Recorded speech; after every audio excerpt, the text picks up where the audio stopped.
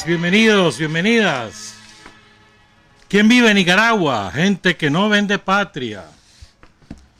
Con Luis Enrique Guerrero y con Carlos José Hurtado cuando son las 6 de la mañana con 30 minutos.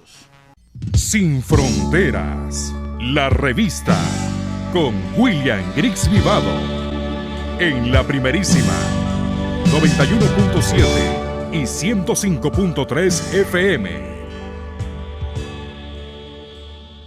6:37 también nos retransmite en Río Blanco el canal 5 Sandino TV. Bonito ese nombre, bro. Sandino TV. Sandino, y ahí si lo haces con seguido, como que si fuera una palabra, no de televisión, sino TV. Sandino TV. Muy bonito. Saludos a los compañeros y las compañeras de Río Blanco. Y también nos retransmite, creo que es el canal 7. Pues no estoy seguro, así que el doctor me va a tener que aclarar. En Buaco. En Buaco nos retransmite también, en diferido, por supuesto. Quiero enviar condolencias a la compañera periodista, colega Brenda Trejo Subao y al compañero Lázaro Trejo Ubao. Ayer falleció su mamá, doña Yelba Ubao Morales, viuda del profesor Ricardo Trejo Maldonado, destacado periodista nicaragüense que falleció hace como unos 4 o 5 años, o quizás menos. Pero ayer pues partió doña Yelba Ubao Morales y saludamos a Lázaro y a Brenda por la pérdida de su mamá. Mira, hay muchísimas. Vamos a hablar ahora de estos tranqueros y la operación que está en marcha. Pero antes de eso, yo creo que estas son cosas que tenemos que, me parece a mí, pues que no solo registrar, sino tratar de reconocer. Hay mucha gente, pero muchísima gente en todo el planeta Tierra, hermano, que ha sido solidaria con Nicaragua, con la revolución sandinista, con el pueblo nicaragüense a lo largo de muchísimos años, y que aquí lamentablemente no hemos sabido dar a conocer. Uno de ellos falleció ayer y tuve el honor de conocerlo.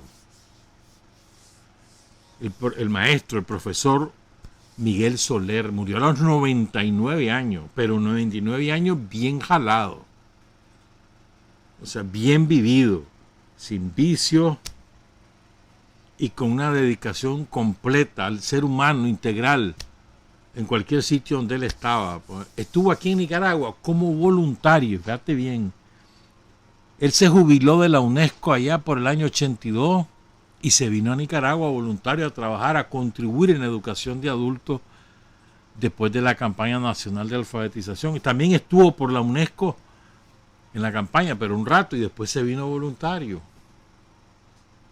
Así era Miguel Soler, un hombre exquisito. Esa es la palabra, po.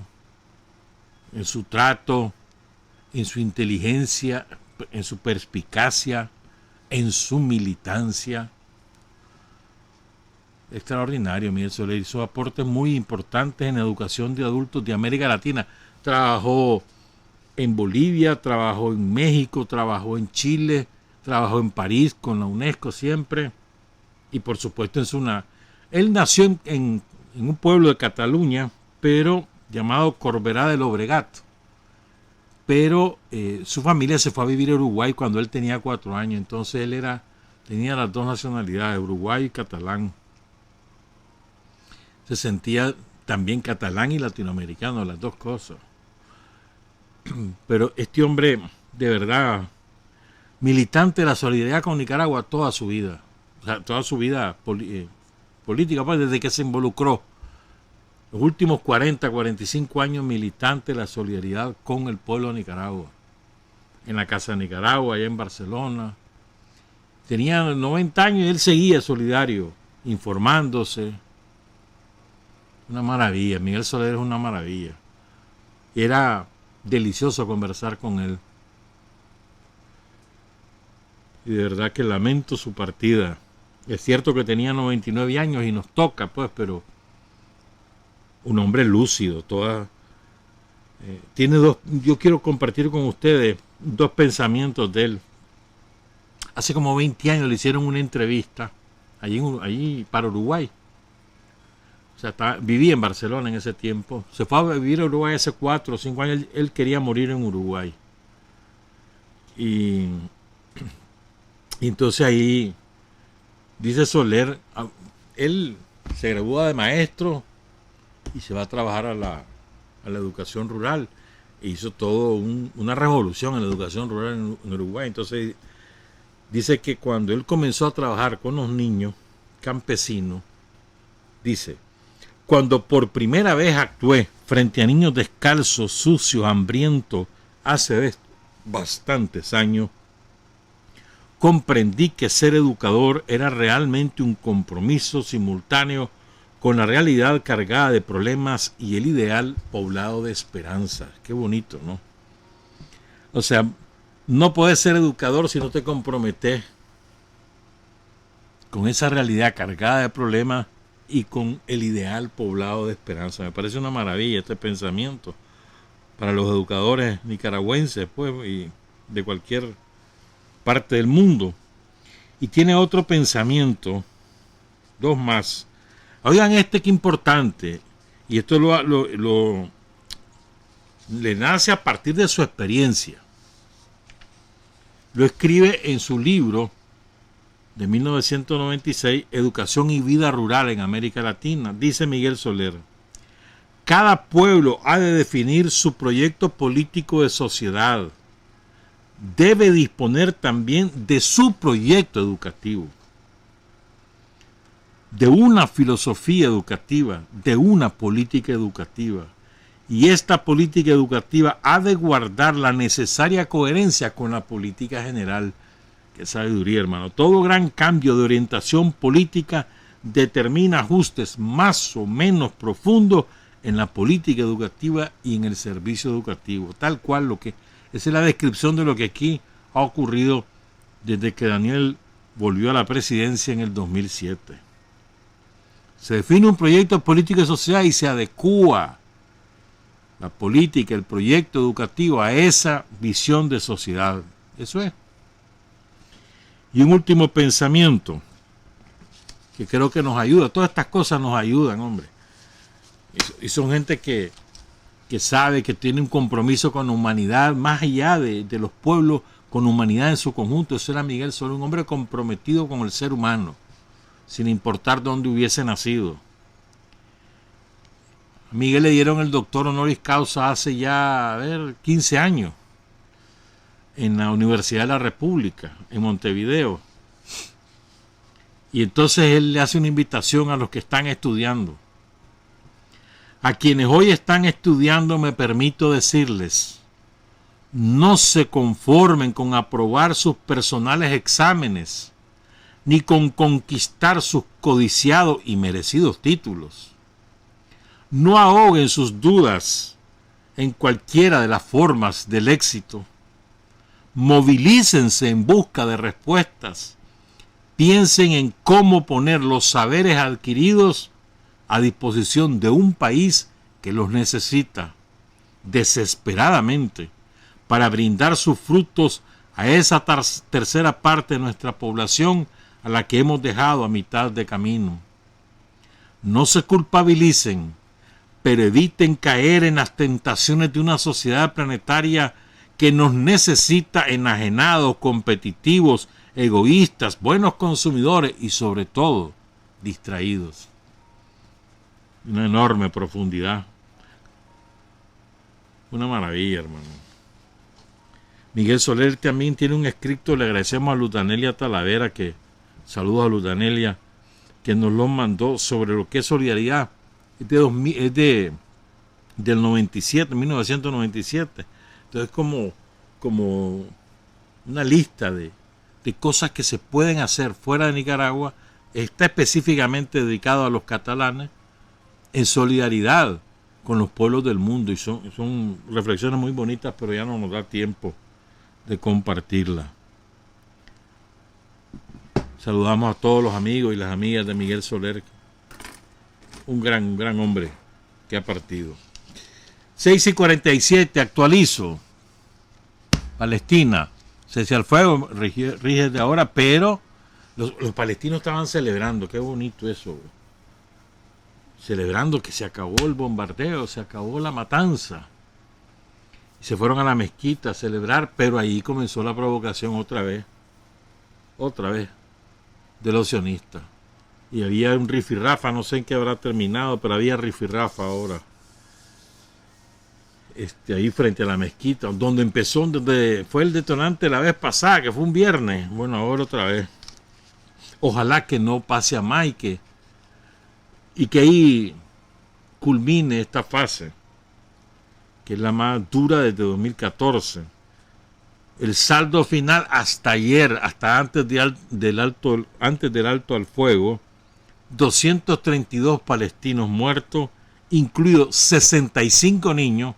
¿Cómo pueden justificar los sionistas asesinar niños? Me pregunto yo. Y más de 1.900 heridos. 12 israelitas muertos, incluidos 2 niños y cientos que sufrieron lesiones. Ese es el saldo de esta aventura sionista. Uno de los factores que empujó a Israel a rápidamente ofrecer el alto al fuego es: perdieron la batalla de la opinión pública. Las redes sociales fueron fundamentales. Esa es una de las razones. Quedó muy mal parado el sionismo con lo ocurrido. Esas fotos de los niños en los escombros o con las quemaduras y los padres llorando desesperadamente, esas fotos le dieron la vuelta al mundo. Yo me las encontraba en todos los idiomas habidos y por haber. Y el impacto en la opinión pública de lo ocurrido en estos días en Palestina fue totalmente desfavorable a Israel. Creo que es primera vez que les ocurre y es gracias a las redes sociales. Un buen aporte en las redes en este caso, pues. Porque ustedes saben que la mafia mediática está al servicio de los sionistas, pues. Pero nos alegramos, pues, cese al fuego. Ojalá que sea un cese al fuego definitivo, ¿verdad? Es difícil pensarlo, pero bueno, la esperanza es lo último que se pierde. Son las 6:50. ¿Qué está pasando? A ver, primero, el Consejo Supremo cancela la personería jurídica del PRD, luego la del Partido Conservador. Ayer el Ministerio de Gobernación cita a los dueños de una empresa que se llama, lleva el nombre de una fundación, pero es una empresa, ¿verdad?, que lleva el nombre de la señora Chamorro, y les anuncia que están siendo investigados por lavado de dinero. En medio, el presidente Daniel Ortega, el 18 de mayo, como lo escuchamos el miércoles y el martes también, le advierte al embajador gringo que deje de andar comerciando con los nombres de candidatos que él quiere, ¿verdad? Y le dice lo mismo a los otros embajadores.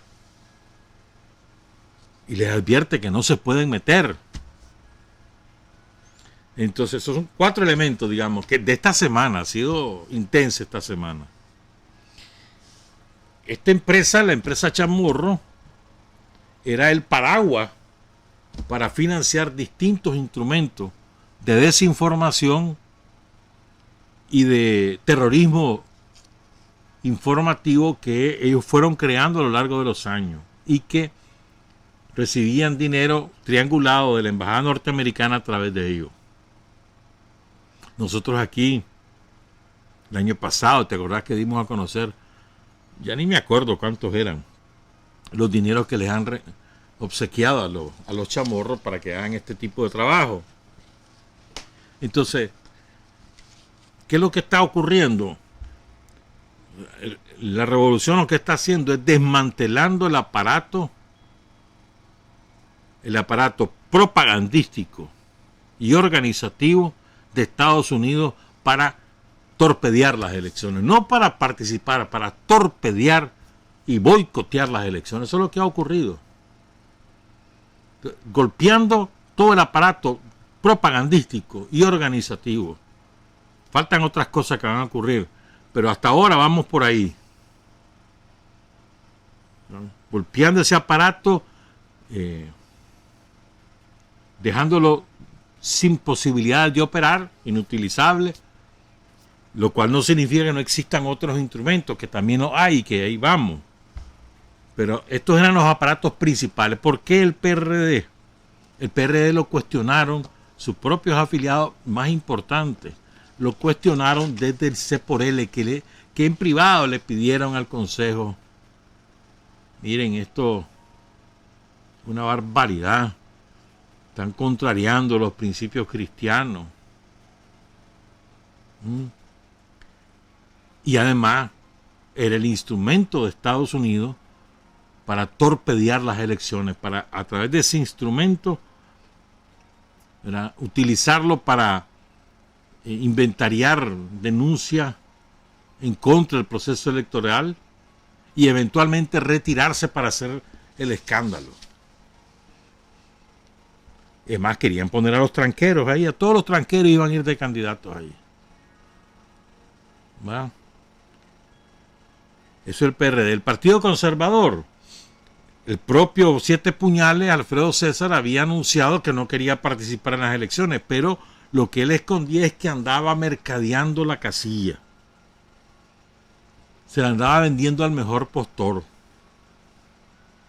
Y aparentemente ya se estaba amarrando a través de la embajada con los tranqueros, los tranqueros que traicionaron, los traidores.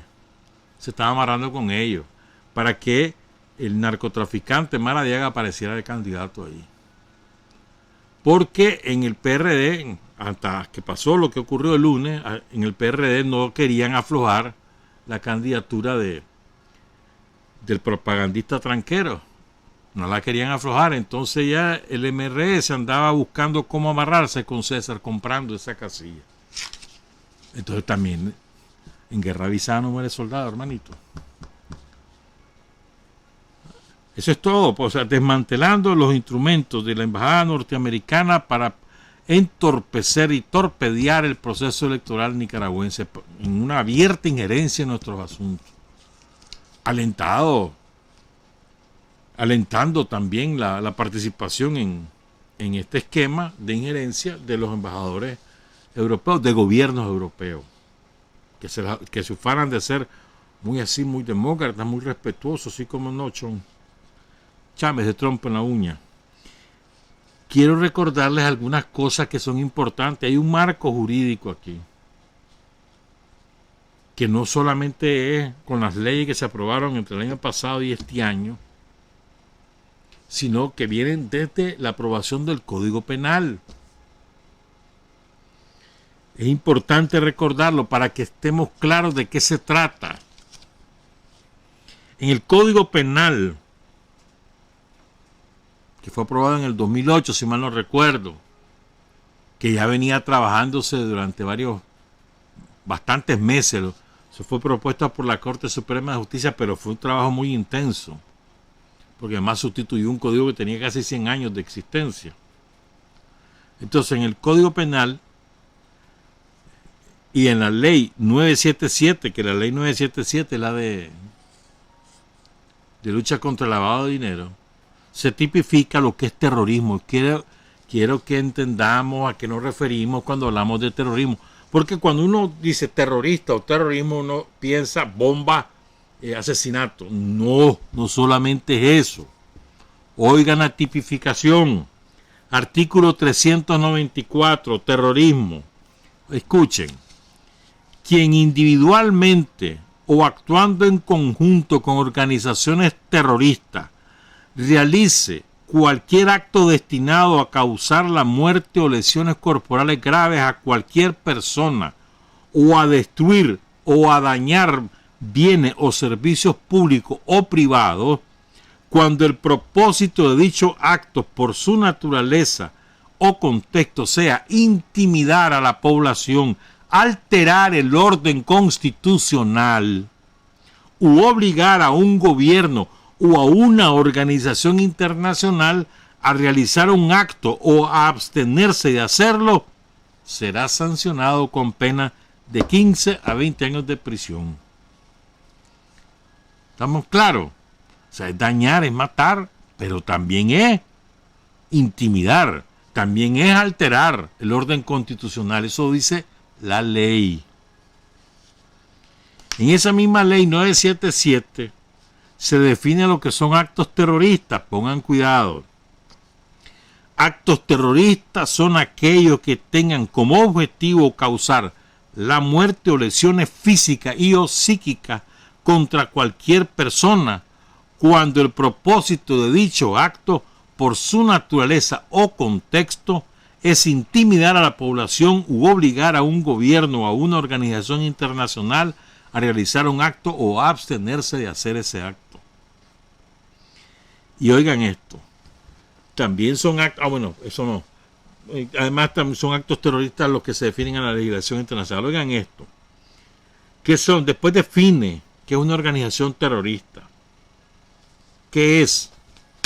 Para el que no anden creyendo que solo son los armados, los que andan poniendo bombas, no solamente. Organización terrorista es cualquier grupo de terroristas que comete o intenta cometer actos terroristas por cualquier medio, directa o indirectamente y de manera deliberada. Y recuerden que el terrorismo no solamente es lo de la bombita, sino que también es para con el propósito de intimidar a la población o chantajear a un gobierno o alterar el orden constitucional. Recuerden eso.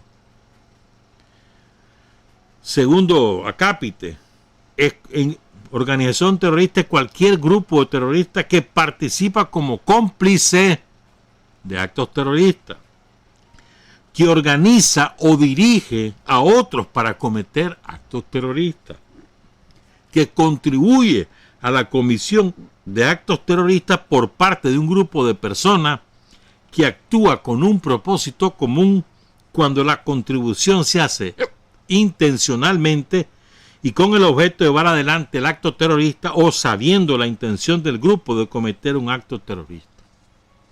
Está con hipo, estoy. ¿Estamos claros? Esa organización terrorista. Terrorista. ¿Qué es un terrorista?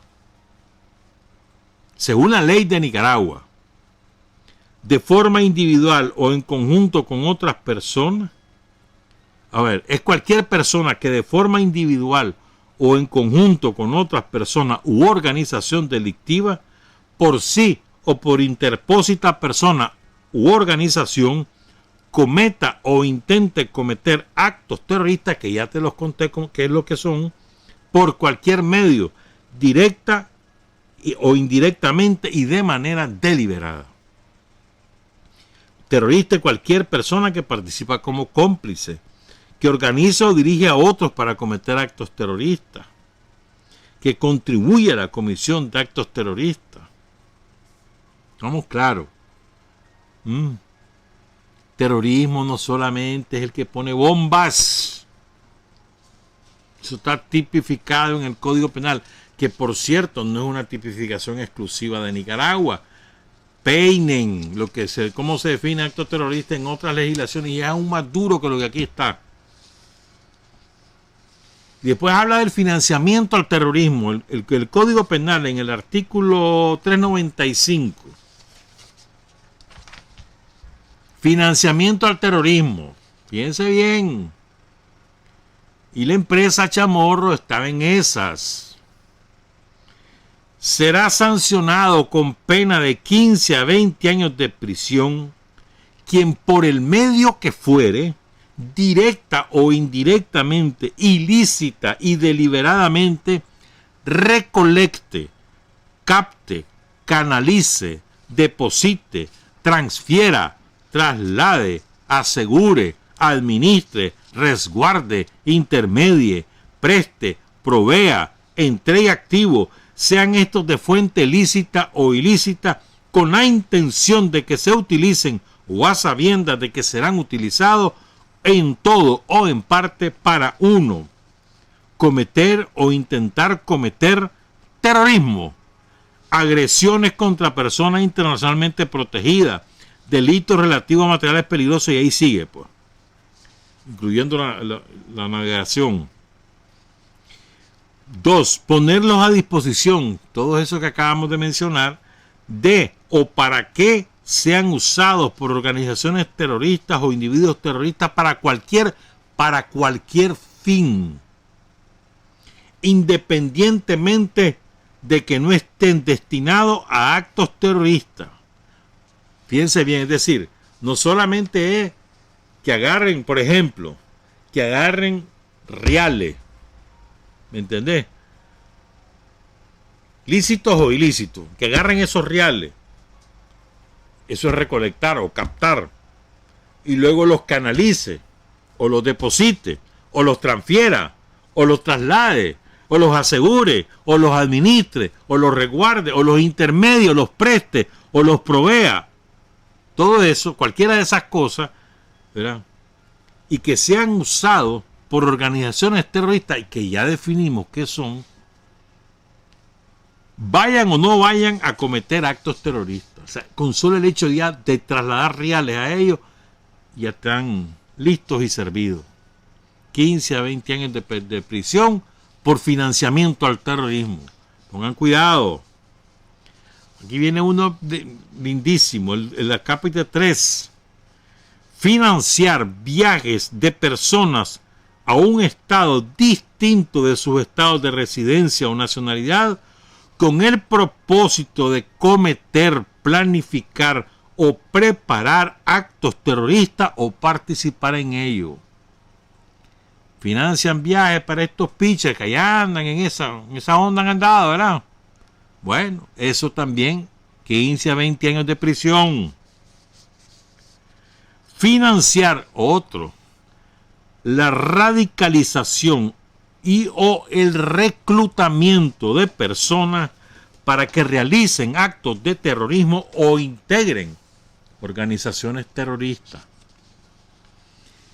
Y el 5, proporcionar o recibir adiestramiento con fines de terrorismo. Y repito, ya saben que terrorismo no solamente es matar o herir o poner bombas o destruir, sino también es alterar el orden constitucional, es intimidar a la población o es querer obligar a un gobierno a realizar un acto o abstenerse de hacer un acto. Todo eso es terrorismo. Para que estemos claros de qué estamos hablando ahorita. Vamos a ir escalando según las circunstancias, ¿verdad? Y oigan fíjense bien qué importante lo que dice el Código Penal. Para que un acto se constituya en financiamiento del terrorismo, no será necesario que los fondos se hayan usado efectivamente para ejecutar los propósitos que ya hemos leído, ni que los fondos estén vinculados a un acto terrorista específico. O sea, aunque no hay un acto específico,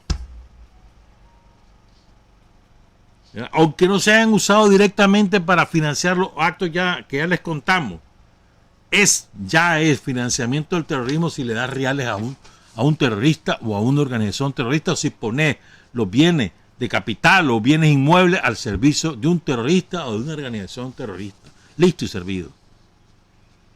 ¿Estamos claros? Dice,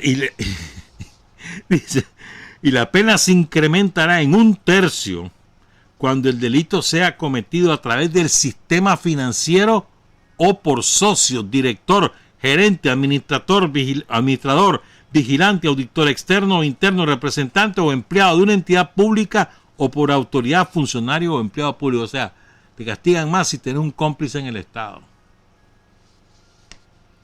¿Qué es crimen organizado? Esto es importante.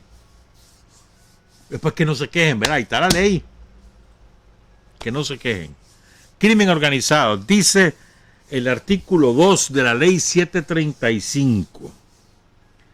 Grupo delictivo organizado o banda nacional o internacional estructurada de 2 o más personas que exista durante cierto tiempo y que actúe concertadamente con la finalidad de obtener directa o indirectamente un beneficio económico o de cualquier índole con el propósito de cometer uno o más delitos graves establecidos en la ley.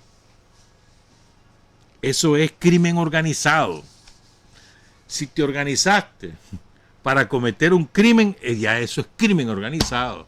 Y es otra tipificación, estamos hablando de terrorismo, de actos terroristas, de crimen organizado, de financiamiento del terrorismo.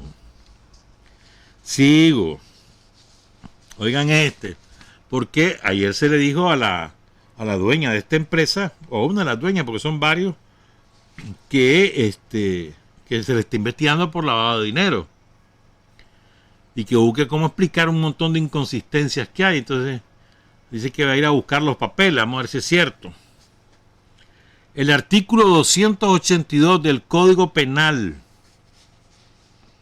tipifica qué es lavado de dinero, bienes o activos. ¿Qué es eso? Bueno, eso es esto. Quien a sabienda o debiendo saber, o sea, no puede alegar que no sabía, porque su obligación es saberlo de acuerdo con la ley. Es decir, quien a sabienda o debiendo saber por sí, él mismo o esa misma persona, o por interpósita persona, o a través de un empleado, de un amigo, de un socio, realiza cualquiera de las siguientes actividades: adquiera, use, convierta, oculte, traslade, asegure, custodie, administre, capte, resguarde, intermedie, vendiere, gravare, donare, simule o extinga obligaciones, invierta, deposite o transfiera dinero, bienes o activos originarios o subrogante proveniente de actividades ilícitas o cualquier otro acto con la finalidad de ocultar o encubrir su origen ilícito, sea en un solo acto o por la reiteración de hechos vinculados entre sí, independientemente que alguno de estos haya ocurrido dentro o fuera del país. Aquí estamos hablando, ¿por qué es un acto ilícito? Porque la ley de agentes extranjeros prohíbe recibir dinero para actividades políticas. Y si la empresa Chamorro estaba dando dinero para actividades políticas, eso está tipificado como lavado de dinero. ¿Estamos claros? La ley, artículo 282, Código Penal. Ahí mismo, ahí dice, oigan es que falta bastante aquí. Ya no nos va a dar tiempo, pero sigamos pues, un ratito más.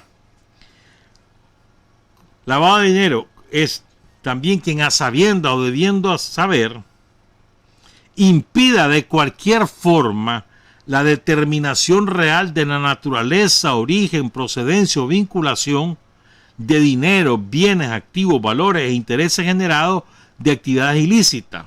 O sea, es decir, quien no impide que la autoridad pueda constatar eso, también comete lavado de dinero.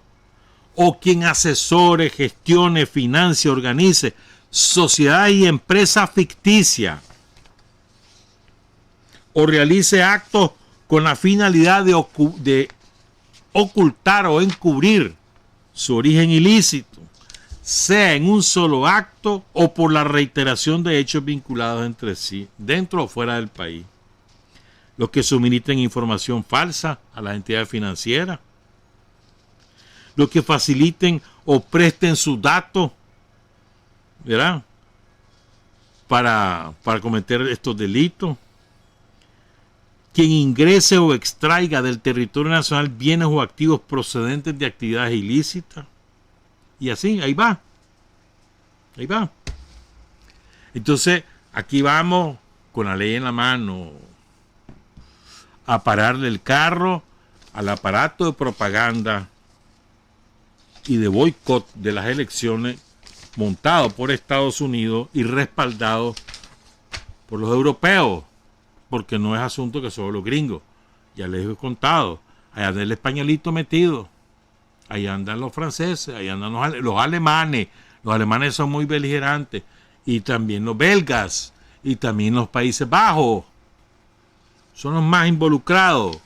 Pero no solo ellos, hay otros ahí. Por supuesto, habían interesado algunos gobiernos latinoamericanos, pero como tienen un montón de problemas encima, ya ninguno de ellos quiere saber nada. Ni Chile, ni Perú, ni Colombia. El famoso, ¿cómo era que se llama? El Grupo de Lima. Y los tres están hasta el alma, hermano. Solo clavos y clavos. Y perdiendo y perdiendo. Y después determinar las circunstancias agravantes, etcétera. Entonces, lo que quiero insistir, ¿verdad?, es que no solo se trata de actividades terroristas, aquellas que causan lesiones, daño o muerte, sino también actividades tendentes a romper el orden constitucional o mentir sobre el origen de determinado dinero, o que se ocupen de andar llevando y trayendo reales para cometer actos terroristas. Todo eso está tipificado. No vayan a decir que no lo sabían, porque está en el Código Penal, no solo en las leyes que se acaban de aprobar y las del año pasado, sino en el Código Penal. Entonces yo lo que espero es, si encuentran las pruebas suficientes del Ministerio de Gobernación, que proceda con la acusación en la Fiscalía y que la Fiscalía inicie el proceso judicial. ¿Qué corona tienen aquí los chamorros para que no puedan ser procesados? Si son millones de dólares los que ha dado Estados Unidos a través de la fundación de los chamorros para subvertir el orden, para sembrar el odio, para propiciar el derrocamiento de un gobierno legítimamente constituido como es el gobierno del presidente Ortega. Entonces, no nos enredemos. Ahora, yo lo siento mucho por todos los sicarios. Se quedaron sin real, hermano. Pero tienen otros procedimientos, porque los gringos tienen muchos otros procedimientos. Allá varios agentes tienen ellos que parecen comerciantes o parecen ganaderos, y entonces van y vienen a Costa Rica y van a México y van a Panamá, van a Miami, ahí les dan los chambulines, los traen para acá y los entregan. O sea, tienen otros procedimientos. Tampoco es que se van a quedar tan en la calle, pero se van a descarar. Todos los sicarios que tienen ahí, dicen ellos, periodismo independiente, y les paga Estados Unidos. ¿Cómo va a hacer que es periodismo independiente? Pagado por un gobierno extranjero. El cinismo al grado máximo. 7:15, regresamos. Hay hombres que luchan un día y son buenos. Hay hombres que luchan un año y son mejores. Pero hay hombres que luchan toda la vida. Esos son los imprescindibles. 7:20, saludos a Margarita Antonio, anda de vaga allá por Italia. Era que nos grabó esas viñetas en Mísquito. Ella es mísquita. Saludos, Margarita, no te engordes tanto, qué barbaridad. Son bromas, mujer. Bueno, fíjate que el año pasado, creo que para febrero del año pasado, estuvimos hablando, leyendo pasajes del libro de Gregorio Urbano Gilbert. Gregorio Gilbert también se le conoce. Y este domingo va a haber una ceremonia especial en República Dominicana, porque en el año 2019, el 24 de mayo, o sea, estamos a 21 hoy, ¿no? 24 el aniversario de Pomar, el próximo lunes. Entonces, el lunes se cumplen 2 años que Dominicana declaró a Gregorio Urbano Gilbert héroe nacional. Héroe nacional. O sea, imagínate qué dimensión, ¿no? Este hombre, bueno, ya lo vamos a ir leyendo más tarde, pero... Y además anunció que el 10 de enero de cada año se le debe dedicar a la memoria de Gregorio Urbano Gilbert, y designó con su nombre al puerto donde él nació, San Pedro de Macorís. El puerto de San Pedro de Macorís se llama ahora el Puerto Gregorio Urbano Gilbert. Bonito, ¿verdad? Entonces, este domingo habrá una ceremonia que empieza a las 9 de la mañana, allí en el Museo de la Resistencia. Ahí va a hablar la embajadora de Nicaragua, Iris Acuña, que va a leer una exposición, un ensayo, un cortito ensayo que preparó el doctor Aldo Díaz Lacayo. Vamos a hablar de eso también, ¿verdad? Y luego van a trasladar los restos de Gregorio Urbano Gilbert al Panteón Nacional, al Panteón de la Patria, así le llaman. Aquí deberíamos hacer algo parecido, ¿verdad? Donde tener a la gente más relevante por su aporte a la sociedad, ¿verdad? Entonces, ¿quién era Gregorio Urbano? A mí me parece importante conocer a toda la gente que ha luchado, ¿no?, con nosotros. ¿Y por qué es importante Gregorio Urbano? Aldo Díaz lo dice muy bien, como siempre. Aldo Díaz se luce. Y desde su perspectiva es que vamos a comentar, pues, o sea, ¿por qué es tan importante Gregorio Urbano Gilbert? No tanto por su actividad con Sandino desde el punto de vista de la lucha armada, sino lo que hizo después, que fue sumamente importante. Recordemos que Gregorio Urbano Gilbert era un cipote cuando la primera intervención yanqui del siglo XX en Dominicana, ¿no? Y entonces tenía 17 años. Y entonces le nació, él cuenta eso, y le metió un balazo a un capitán de la Marina yanqui ahí en el puerto. Eso fue en 1916. Tenía 17 años este chaval. Lo echaron preso, lo metieron en una fortaleza, lo condenaron a muerte. Vino un cura, el padre Castellano de Puerto Plata, que comenzó a gestionar por conmutar esa pena. Se reunió el apoyo de mucha gente en Dominicana. Pasó 4 años, 8 meses y 28 días preso. Pero finalmente lo perdonaron y el hombre sale libre allá por 1921, más o menos 1921.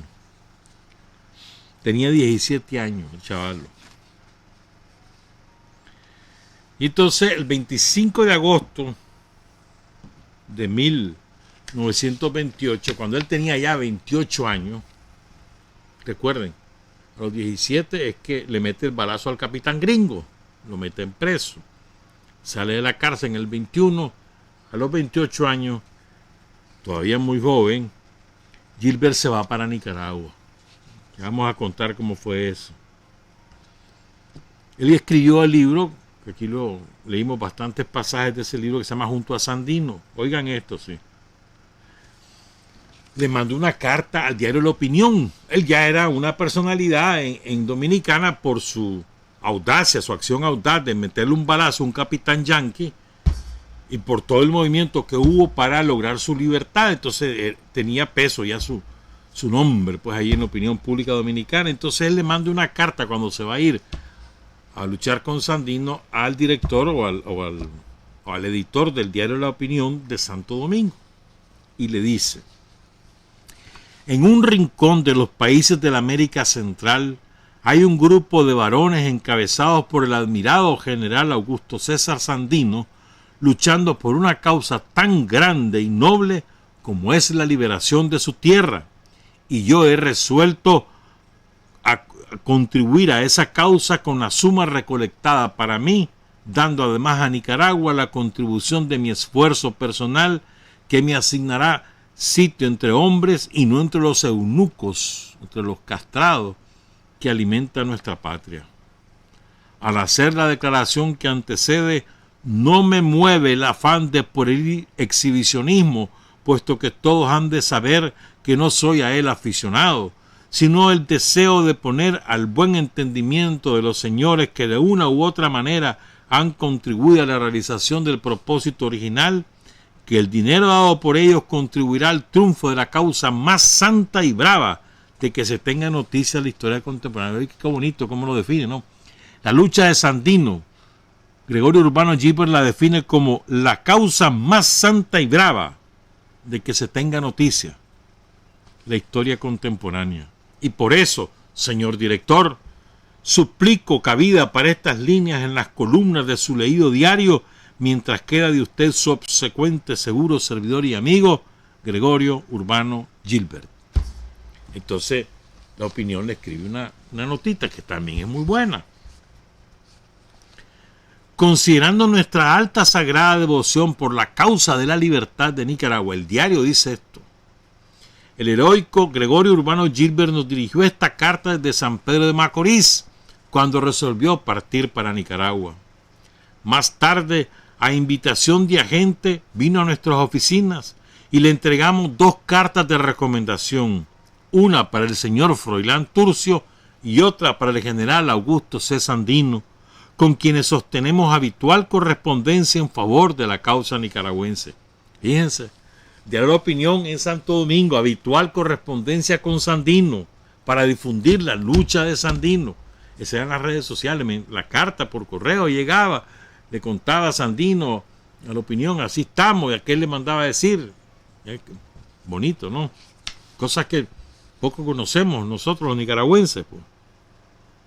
Y dice también el hombre, el director de este diario: además, hicimos al héroe alguna ayuda material para su viaje y le obviamos dificultades, es decir, le dan reales a Gilbert para que viajen.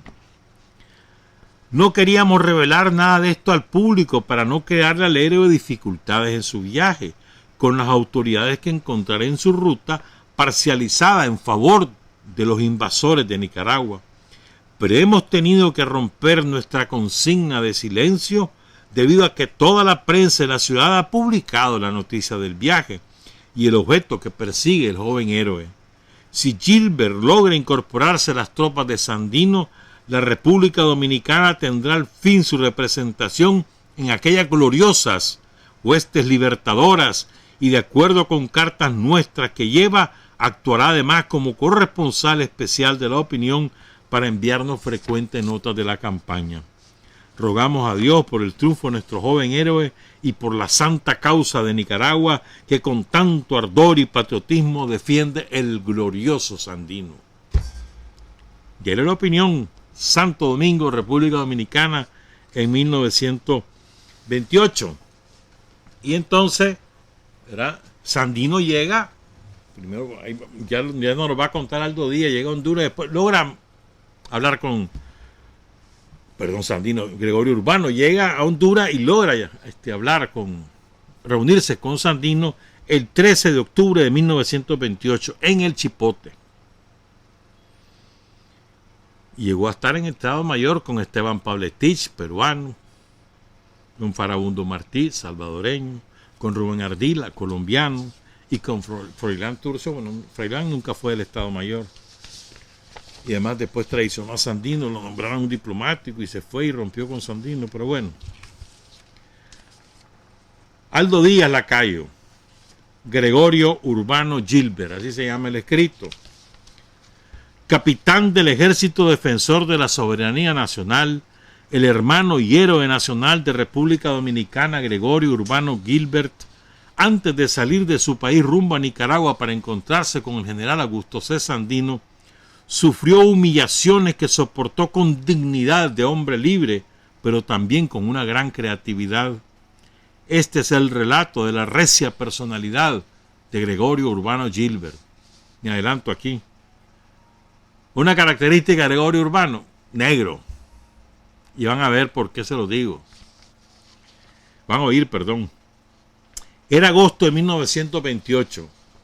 Asumiendo como propia la lucha nacionalista y antiimperialista del general Sandino, entonces ampliamente reconocida en América Latina, Urbano Gilbert toma la decisión de viajar a Nicaragua. No fue una decisión emotiva solamente, fue la natural continuidad de una lucha nacionalista y antiimperialista en su propia patria, la que empezó a los 17 años enfrentando solo a la marinería yanqui, hiriendo a uno de sus oficiales, uniéndose luego a la guerrilla dominicana contra los invasores yanquis. Capturado, condenado a muerte y posteriormente indultado, En 1927, Urbano Gilbert se suma a la campaña de Pedro Albizu Campos, el héroe de la independencia de Puerto Rico. Y en agosto del 1928 toma la decisión de integrarse a la lucha del general Sandino en Nicaragua.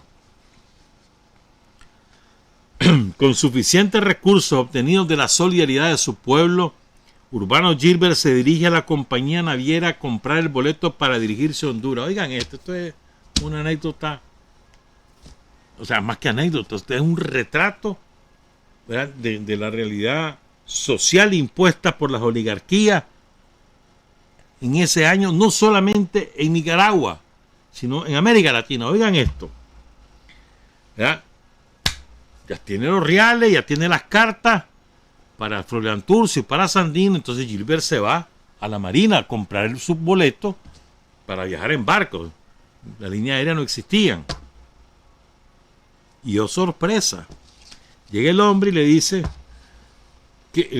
la naviera, la Marina, que Honduras tiene prohibido, oigan esto, Honduras tiene prohibido la entrada de negros a su país. Los negros no podían entrar a Honduras, prohibido. Por lo tanto, los barcos no podían embarcar a negros. ¿Verdad? Entonces viene Gilbert, mira que ese hombre era inteligente, y reacciona de inmediato, ¿no? No es que queda lógicamente sorprendido, pero reacciona de inmediato y le dice, y entonces le dice, y los blancos sí pueden viajar con un sirviente negro. Porque él tenía un conocido ahí que era un alemán, entonces le iba a decir al alemán que dijera que él era su sirviente. No, le dijeron, tampoco puede viajar.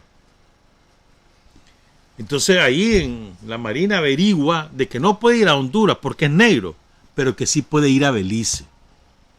Entonces compra el pasaje para ir a Belice. Antes de llegar el barco a Belice, ancla en Puerto Trujillo, en Puerto Castilla, en el departamento de Colón, en Honduras. Entonces Gilbert decide bajar y, como cualquier parroquiano, sale para Tegucigalpa, vence toda clase de peripecia y llega a Tegucigalpa el 15 de septiembre de 1928, 107 aniversario de la independencia de Centroamérica. Llevaba las dos cartas, la de Froilán Turcio y dos cartas para Sandino. 2 cartas para Froilán y 2 cartas para Sandino.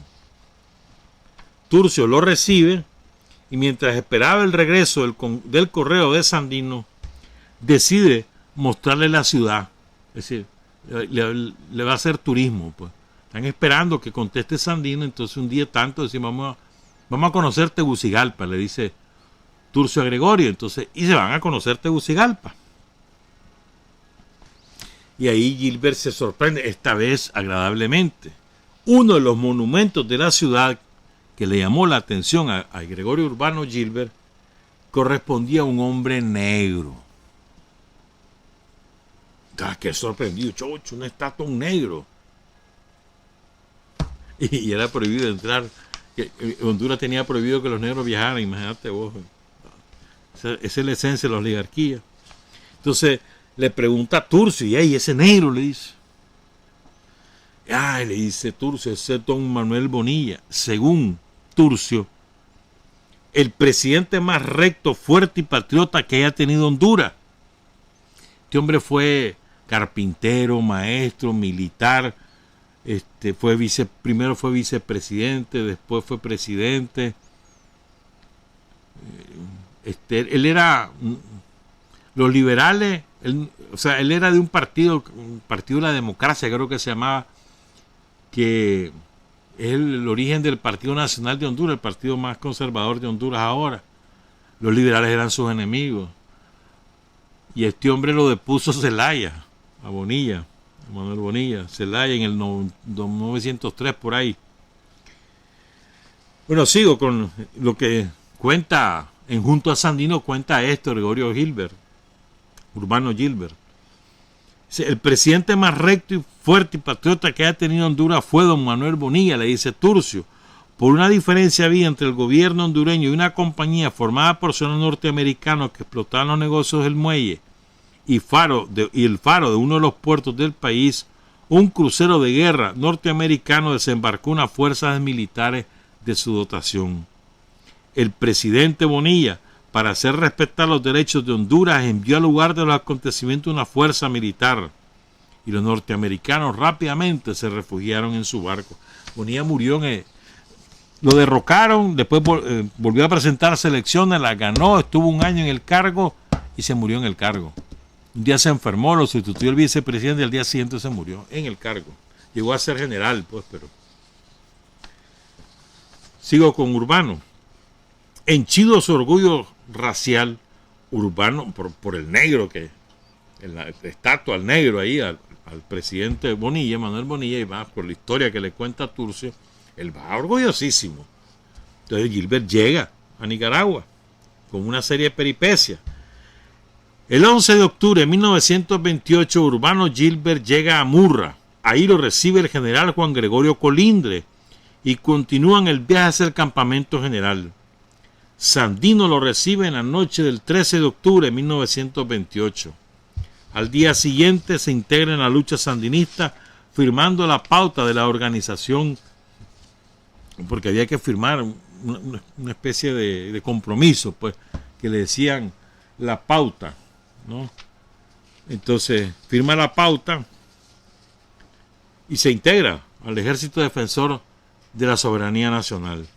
Después de identificarlo, como no tenía grado militar, el general Sandino incorpora a Urbano Gilbert a su Estado Mayor como soldado raso, único raso en el Estado Mayor. Pronto Urbano Gilbert es ascendido a teniente y concentrado en el campamento como miembro de la ayudantía del general Sandino. Urbano Gilbert escribía bien y con buena letra, pero a Sandino no le gustaba la forma que escribía las letras T mayúscula y la Q minúscula. Poco tiempo después, el nuevo teniente se incorporó al campo de batalla, participó o fue testigo de varios combates, incluso en uno que fue derrotado. Después de una acción que con sus compañeros de lucha juzgaron peligrosa para la seguridad del grupo, Urbano Gilbert lo llevan al campamento general. Después de meditar profundamente, como solía hacerlo en circunstancias semejantes, el general Sandino lo exculpa de toda responsabilidad y nuevamente lo deja en el cuartel general, nombrándolo cuarto ayudante del Comando Supremo y ascendiéndolo desde luego a capitán. Urbano Gilbert tenía la virtud de la franqueza, que el general Sandino valoraba en grado sumo, permitiéndole o quizás agradeciendo todos sus comentarios. Una relación de franqueza que se dio desde el primer día, cuando firma la pauta para la organización del Ejército Defensor de la Soberanía Nacional, comentando a solicitud de Sandino los artículos 1 y 12. Sobre el primer artículo, Urbano Gilbert dice que ese primer artículo decía que solamente reconocía a Sandino como jefe supremo de la revolución. Urbano Gilbert opinó que si por una de esas voluntades del destino Sandino se inutiliza para dirigir la revolución, de conformidad con la pauta, la revolución tendría que disolverse, aunque en sus filas haya hombres capacitados para dirigirla, porque eso dice la pauta. Y en cuanto al artículo 12, relativo con las demás naciones de la región, Urbano Gilbert le dice que no comprende qué tiene que ver eso con la organización de la causa a la cual se refiere. Luego haría lo mismo con la idea de Sandino de la unidad latinoamericana. Sandino todavía no había escrito el supremo sueño de Bolívar, el plan para la realización. Entonces Urbano le dice a Sandino: para quienes les guste la idea, estará todo lo buena que se quiera que esté, pero que para él, para mí, no está buena. Y para los que la consideran buena, estimo que no pasa de ser para ellos más que una de las tantas utopías que engendran los cerebros de algunos soñadores, ya que es irrealizable bajo todos los puntos de vista.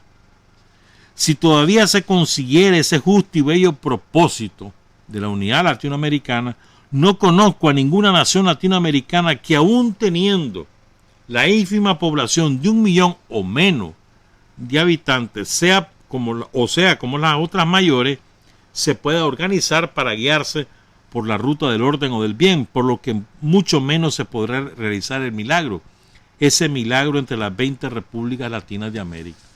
O sea, Urbano Gilbert no creía en la unidad latinoamericana. Y se lo dice a Sandino, no es que se queda callado, se lo dice. Valiente, valiente. Y franco, eso le debe haber gustado a Sandino, te aseguro. Frente a las opiniones de Urbano Gilbert, la gente del general Sandino le respondía que él no estaba enterado de la realidad de Nicaragua y que por eso no entendía las palabras del general. En cambio, Sandino siempre lo escuchó. Más papista que el Papa, lo otro, ¿verdad? Y Sandino siempre lo escuchó. No le importaba su posición contradictoria. Buscaba conocer opiniones diferentes para enriquecer sus propias ideas. No buscaba polémicas, sino argumentos para sus propias decisiones. La participación de Gregorio Urbano Gilbert en la Guerra de Liberación de Nicaragua fue importante, pero breve. De octubre de 1928 a mayo de 1929. Igual que otros internacionalistas en su ejército, Sandino lo distinguió escogiéndole para formar parte de la comitiva que lo acompañó a su viaje a México. Allí estuvo en México con Sandino hasta agosto de 1929, exactamente un año después de haber salido de su patria, República Dominicana. Urbano Gilbert se retiró harto del trato que se le daba al general Sandino, sobre todo la calumnia de que Sandino había vendido la revolución a los norteamericanos, que Urbano desde luego no soportó. Sus compañeros quisieron detenerlo. El propio Sandino le recomendó que por esos momentos el tesoro de la revolución se encontraba empobrecido, por lo que le insinuó que esperara la llegada de fondos en perspectiva para poderlo por eso despachar en buena condición de ropa y metálico. Resumo aquí en esto. Va Gilbert con Sandino a México a buscar los reales que le había prometido Plutarco Elías Calles. Se van por tierra, obviamente, ¿verdad? Van por Honduras, atraviesan Honduras, Guatemala, van por Belice, entran a Veracruz.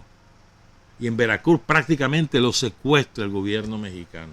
No lo deja pasar de ahí. Y además lo maltratan.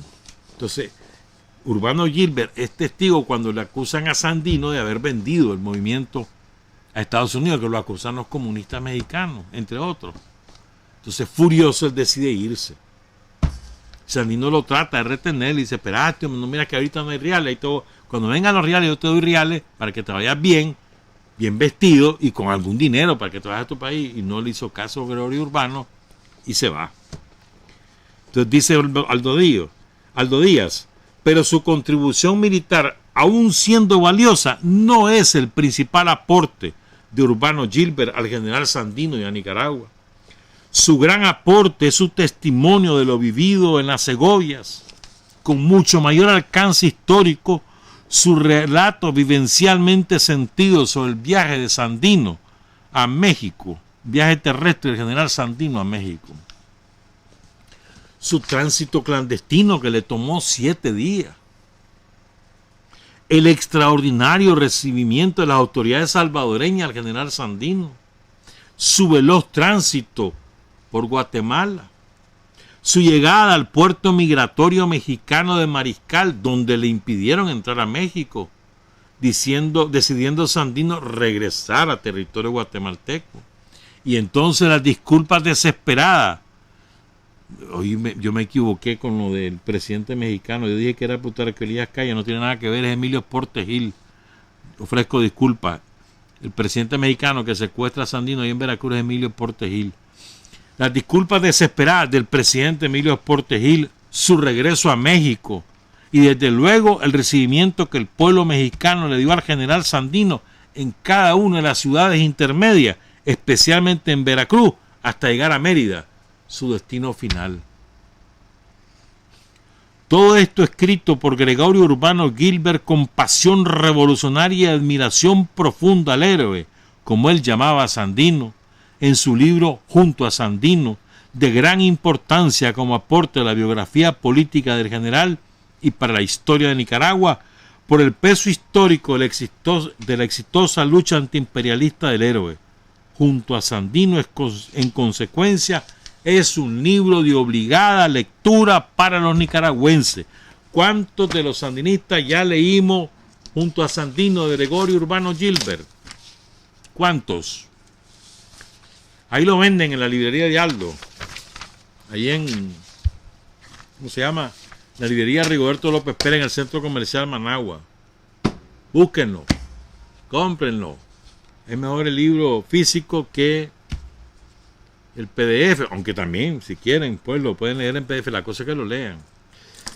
Quiero despedirme con el poema de Edwin Castro, La Emboscada, que lo declama el mejor declamador que yo he escuchado en mi vida en Nicaragua, que se llama Carlos Rodríguez, leonés. Poema de Edwin Castro, La Emboscada, que es sobre el general Sandino. Con esto nos vamos a despedir, trabajar, avanzar, combatir, vencer. Patria y libertad. Where is Mr. Sandino? Pregunta a la montaña el soldadito rubio de galones dorados. La montaña ha cerrado las bocas de sus ecos. Where is Mr. Sandino?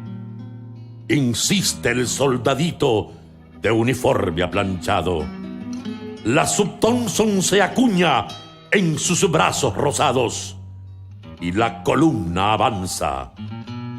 El soldadito piensa que ha de encontrar formadas las líneas de combate. Desplegará los flancos de su columna invicta y él marchará en el centro.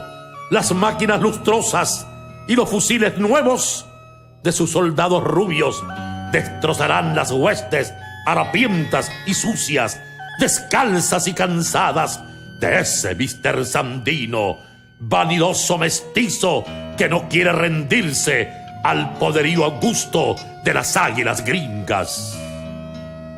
El soldadito piensa y orgulloso camina.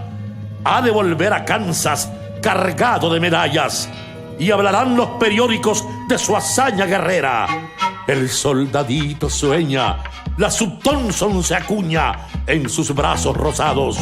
Sus botas impermeables van abriendo pequeños surtidores de lodo y la columna avanza envuelta en el aroma de los verdes pinares.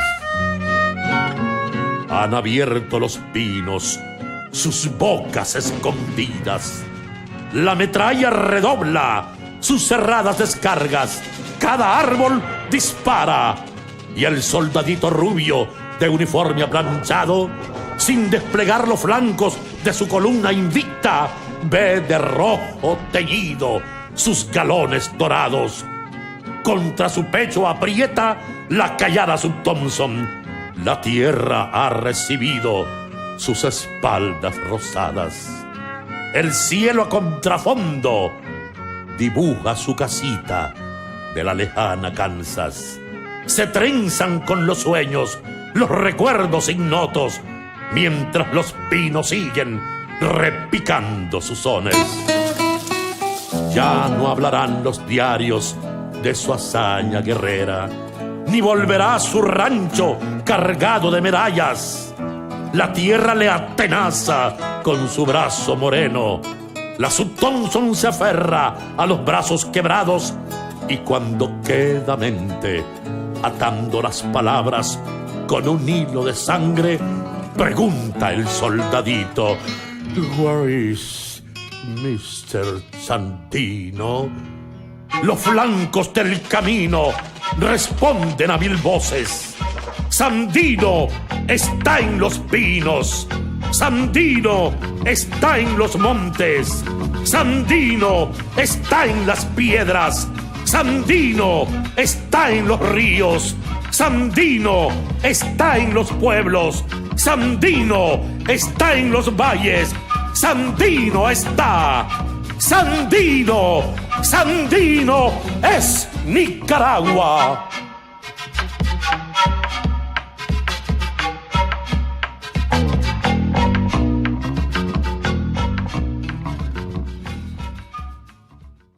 Revolución es sentido del momento histórico. Es cambiar todo lo que debe ser cambiado. Es igualdad y libertad plenas. Es ser tratado y tratar a los demás como seres humanos. Es emanciparnos por nosotros mismos y con nuestros propios esfuerzos. Es desafiar poderosas fuerzas dominantes dentro y fuera del ámbito social y nacional. Es defender valores en los que se cree, al precio de cualquier sacrificio. Es modestia, desinterés, altruismo, solidaridad y heroísmo. Es no mentir jamás ni violar principios éticos. Es convicción profunda de que no existe fuerza en el mundo capaz de aplastar la fuerza de la verdad y las ideas. Revolución es unidad, es independencia, es luchar por nuestro sueño de justicia para Cuba y para el mundo, que es la base de nuestro patriotismo, nuestro socialismo y nuestro internacionalismo.